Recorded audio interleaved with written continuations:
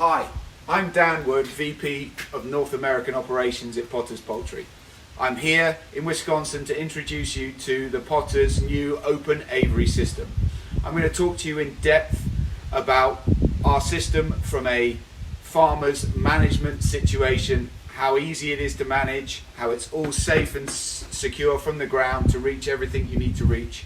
And more importantly, I'm going to talk to you in depth about the bird welfare perspective of our system and how we truly believe it's the best in both worlds and the easiest to manage from a farmer's perspective and the highest welfare system on the market today.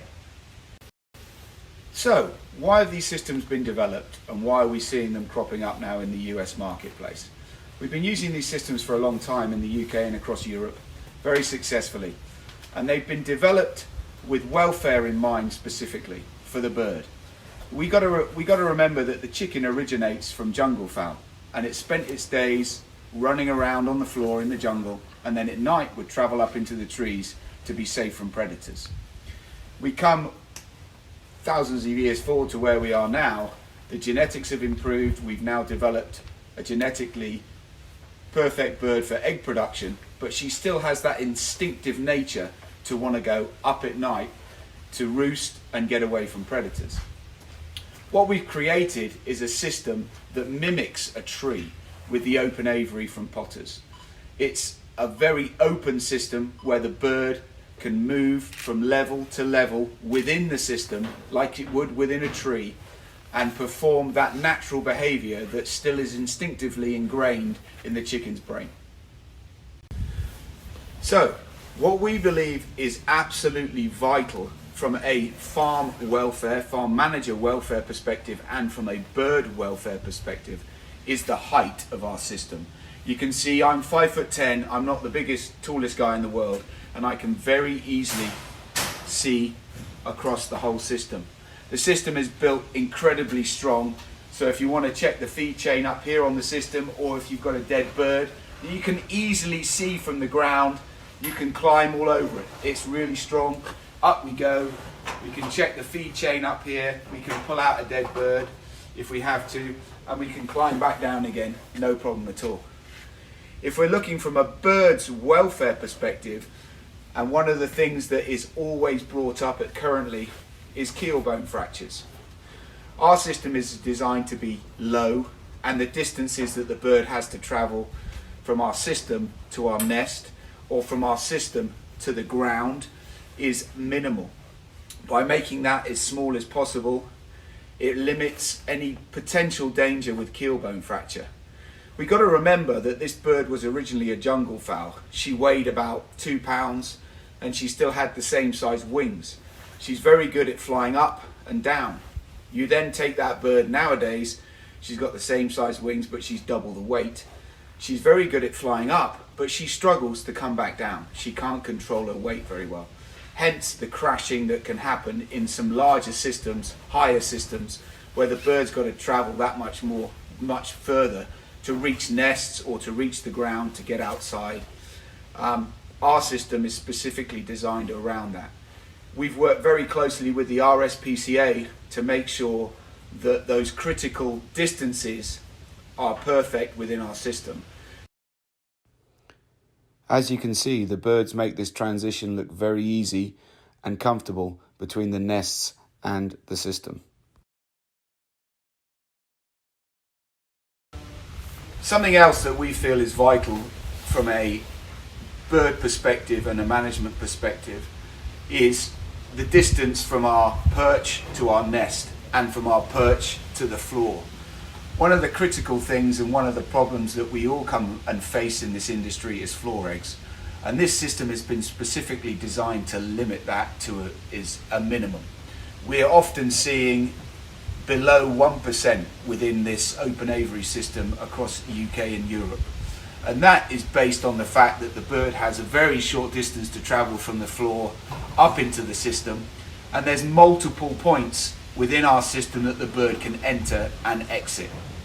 That's very important for free movement of the bird through the system and ultimately to the nest where she's going to lay the egg. Critical. By paying close attention to those critical distances within our system, we make it very easy for the bird to transition between our nest and our system, and vice versa from our system back to our nest.